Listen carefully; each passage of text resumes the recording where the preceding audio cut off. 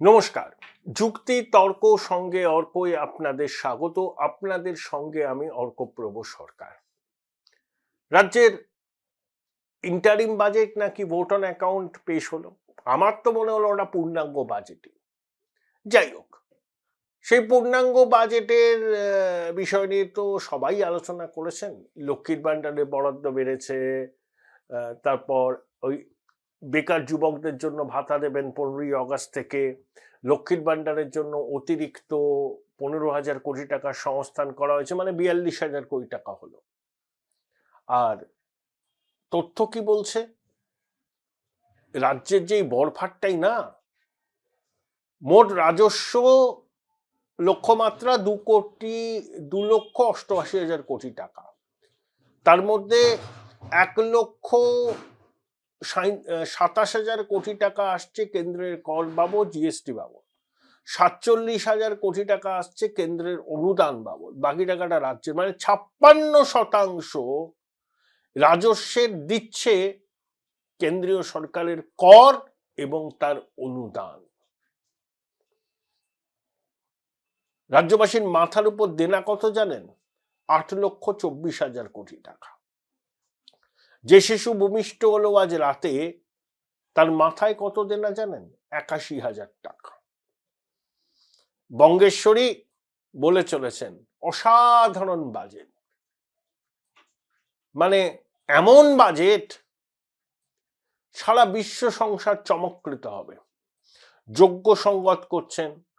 আগে তিনি যখন মন্ত্রী ছিলেন বলতেন বড় খবর, মাননীয় মুখ্যমন্ত্রীর অনুমতি নিয়ে বলছি। ফিকির প্রাক্তন সেক্রেটারি জেনারেল। আমি জানি না অমিত দা এখন অনুতাপ করেন কিনা, কি ছিলেন কি হলেন তিনি। যাই হোক, বঙ্গেশ্বরীর জমানায় মেরুদণ্ড সোজা রেখে সাদাকে সাদা কালোকে কালো বলা খুব মুশকিল। ওসব বললেই তো আপনি বঙ্গেশ্বরীর রোশানলে পড়বেন। কদিন আগে একটা ভিডিও দেখছিলাম, ওই রবীন্দ্রনাথ বাবু সিঙ্গুরের মাস্টারমশাই, তার সঙ্গে মমতা বন্দ্যোপাধ্যায়ের সম্পর্কের অবনতির কারণ কি রবীন্দ্রনাথবাবু বলছেন, একদিন মমতা এসছেন আমার বাড়িতে, ড্রয়িং রুমে ঢুকেই বলেছেন আমার ছবি লাগাননি কেন। এর থেকে মানসিকতাটা বোঝা যায়। আপনি বসার ঘরে কার ছবি লাগান?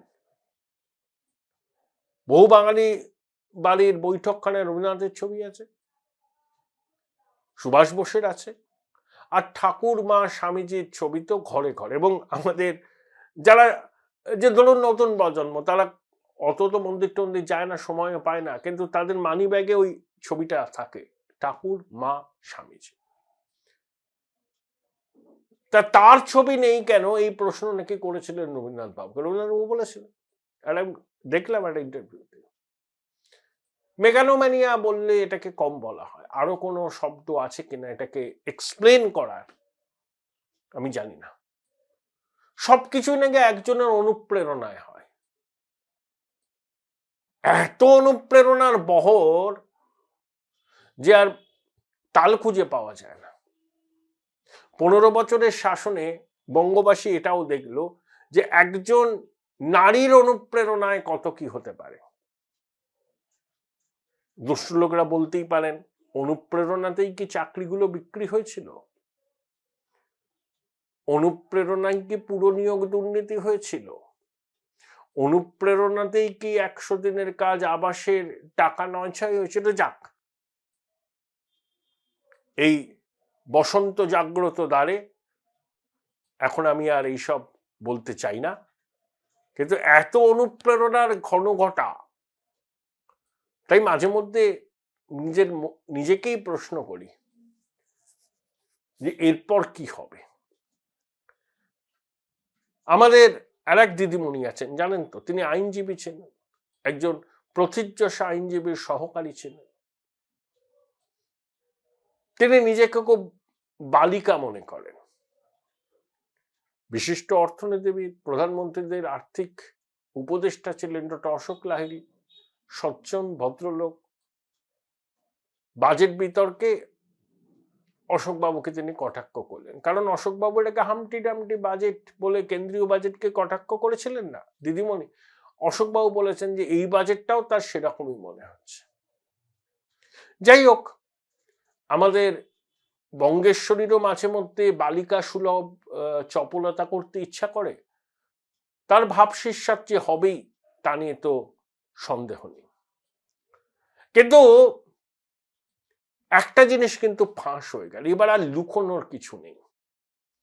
এই সরকারের প্রায়োরিটিটা কি? শিল্প নয়, স্বাস্থ্য নয়, কৃষি নয়, তথ্য প্রযুক্তি নয়, এই সরকারের প্রায়োরিটি হচ্ছে সংখ্যালঘু উন্নয়ন এবং মাদ্রাসা শিক্ষা। ভাবতে পারেন 5,730 কোটি টাকার বেশি বরাদ্দ। 2011-12 সালে যা ছিল তার থেকে 12 গুণ বেশি। তথ্য প্রযুক্তি খাতে কত 117 না কত, আর শিল্প খাতে 1400 কোটি টাকার একটু বেশি।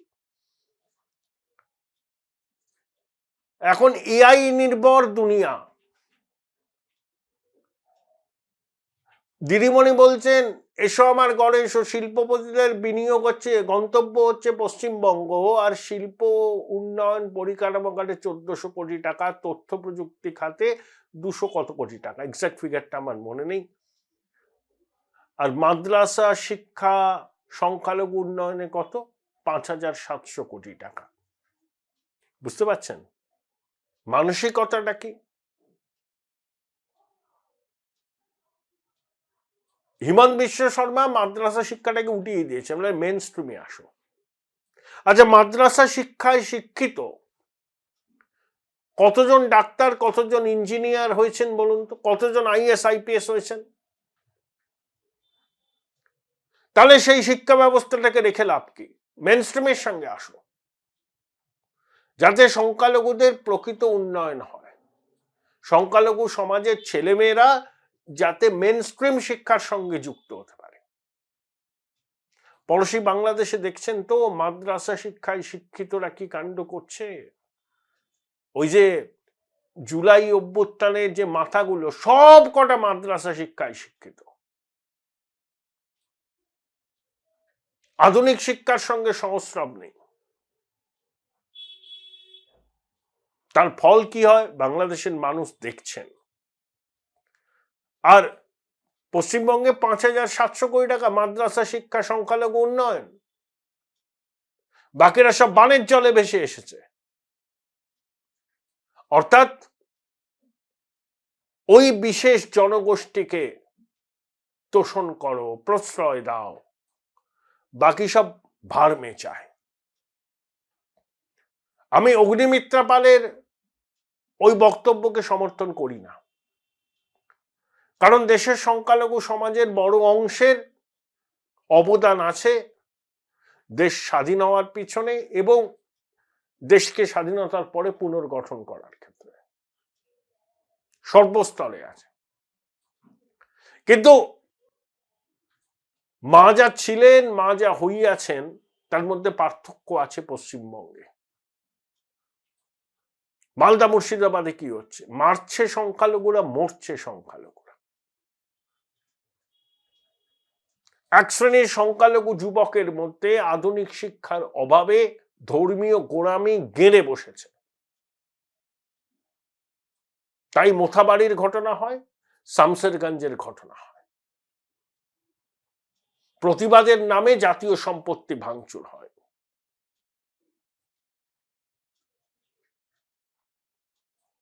বুদ্ধদেব বাবু যখন মুখ্যমন্ত্রী ছিলেন বলেছিলেন তো পদ্মার চরে অবৈধ মাদ্রাসায় আইএসআই এর শাখা প্রশাখা বিস্তার করছে। সিপিএম এর ভোট ব্যাংক গণশক্তি খবরটা করেছিল, পরে গণশক্তি ভুল স্বীকার করে। বুদ্ধবাবু বলেন আমার বক্তব্যের ভুল ব্যাখ্যা হচ্ছে। আসলে রাজনীতিবিদদের এই সৎসাহসটুকু নেই। যখনই দেখেছেন যে দলের মধ্যে অসন্তোষ, ভোট ব্যাংক কুপিত হতে পারে, তখনই আসল অবস্থান থেকে 180 ডিগ্রি ঘুরে গিয়ে সংবাদ মাধ্যমের ঘাড়ে দায় চাপিয়েছিলেন বুদ্ধলা। বাংলাদেশে কি হচ্ছে, সীমান্ত সংলগ্ন জেলাগুলোতে কি হচ্ছে? দিদিমণি বলেছেন হাইকোর্ট একটা রায় দিয়েছে, আমাদের টাকা দিক, আমরা ফেন্সিং করব। শুধু টাকা দাও, টাকা দাও। আপনাকে জমি দিতে হবে, ফেন্সিং করবে কেন্দ্রীয় স্বরাষ্ট্র মন্ত্রক। আপনি যা বলবেন তাই হবে নাকি? দেশের নিরাপত্তার সাথে কেন্দ্রীয় সরকার আপোষ করবে না, এটা একদম স্পষ্ট। কিন্তু আপনাদের যে সংখ্যালঘু তোষণের অভিযোগ বিজেপি তুলতো, সেটা আপনারা নিজেরাই স্পষ্ট করে দিয়েছেন আপনাদের বাজেটে। শিল্প পরিকাঠামোয় যৎসামান্য বরাদ্দ, তথ্য প্রযুক্তিতে আরো কম, যত বরাদ্দ সংখ্যালঘু উন্নয়ন এবং মাদ্রাসা শিক্ষায়। অর্থাৎ ওই ভোট ব্যাংকে দুধ কলা দিয়ে পোষো, তাদের মধ্যে থেকে যদি কিছু দুর্বৃত্ত বেরিয়ে আসে, চোখ বন্ধ করে থাকো। যেমন শাহজাহান কিছু ঘুরে বেড়ায়, জাহাঙ্গীর, কাইজার, মুদাস্সার। শাহজাহান এখন তো নয় নিরাপত্তা বাহিনীর হাতে।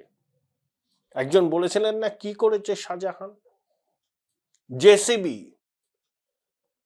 এরা লালিত পালিত প্রতিপালিত হয়েছে এই জমানায়। আচ্ছা, সংখ্যালঘু উন্নয়নে তো এত বরাদ্দ করেছেন, সাচার কমিটির রিপোর্ট প্রকাশিত হওয়ার পর বামফ্রন্ট সরকার মানতে চায়নি, বলে সংখ্যালঘুদের অবস্থা পশ্চিমবঙ্গে এই নাকি। তারপর বুদ্ধবাবু অনেক চেষ্টা করেছিলেন, মন পেতে পাননি। অমর্ত্য সেন দিদিমণির ভীষণ শ্রদ্ধার মানুষ, আমাদের অনেকেরও। তার প্রতিটি ট্রাস্ট এবং অন্য কয়েকটি বেসরকারি সংস্থা মিলিয়ে সংখ্যালঘুদের আর্থসামাজিক পরিস্থিতিকে পশ্চিমবঙ্গের সমীক্ষা করেছে। দিদিমণি আপনার ফিরাদ হাকিম, একজন তো আছে আপনার উপদেষ্টা, বাম জামানায় মন্ত্রী ছিলেন আব্দুস সাত্তার, রিপোর্টটা পড়তে বলুন না ভালো করে। কতটা উন্নতি হয়েছে সংখ্যালঘুদের, কতগুলো স্কলারশিপ দিয়েছেন, ইমাম মুয়াজ্জিমদের ভাতা দিয়েছেন, আর কিছু কন্ট্রাকচুয়াল এমপ্লয়মেন্ট সংখ্যালঘুদের দিয়েছেন। That's all. প্রকৃত উন্নয়ন তাদের সেটা হয়নি, আর বিজেপি জুজু দেখিয়ে তাদের ভোট নিয়েছে। আপনি এক্সপোজড হয়ে গেছেন। তথ্য কথা বলে। 5,700 কোটি টাকা বাজেট বরাদ্দ শুধুমাত্র সংখ্যালঘু উন্নয়ন এবং মাদ্রাসা শিক্ষার জন্য। পরিকাঠামো, শিল্প, তথ্য প্রযুক্তি এই সরকারের কাছে কোনো গুরুত্বই নেই। বঙ্গবাসী ভাবুন, আপনার ছেলেমেয়েরা পাবে না চাকরি এই রাজ্যে। যাদের সুযোগ আছে তারা বাইরে চলে যাবে, আর লেখাপড়া শেষ করে চাকরি না পেয়ে যখন রাস্তায় মাথা কুটে কুটে ঘুরবেন, তখন ওই ডেলিভারি বয়, সিকিউরিটি এজেন্সির চাকরিটা পেতে হবে। আমি কোনো চাকরিকে ছোট করে দেখি না, কোনো পেশাকে ছোট করে দেখি না, কিন্তু ওইগুলো ছাড়া আর কোনো কাজ নেই পশ্চিমবঙ্গে, নেই। কারণ এই সরকারের প্রায়োরিটি নয় শিল্প, প্রায়োরিটি নয় তথ্য প্রযুক্তি, প্রায়োরিটি হচ্ছে একটাই, সংখ্যালঘু তোষণ। তাদের ভোটটাকে নিশ্চিত করা। তার জন্য যতদূর যেতে হয় এই সরকার যেতে রাজি। পশ্চিমবঙ্গ এক ক্রান্তিকালে দাঁড়িয়ে আছে। সিদ্ধান্ত আমাদের নিতে হবে। আমরা কি খাদের অতলে তলিয়ে যাব, নাকি নতুন সূর্যোদয়ের প্রতীক্ষায় দিন গুনব? আপনাদের সুচিন্তিত গণতান্ত্রিক অধিকার প্রয়োগ পশ্চিমবঙ্গের ভাগ্যকে বদলে দিতে পারে, না হলে পশ্চিমবঙ্গকে খাদের কিনারায়, খাদের তলিয়ে যাওয়া থেকে কেউ আটকাতে পারবে না। Join Indian Institute of Hotel Management now. Right choice, right decision.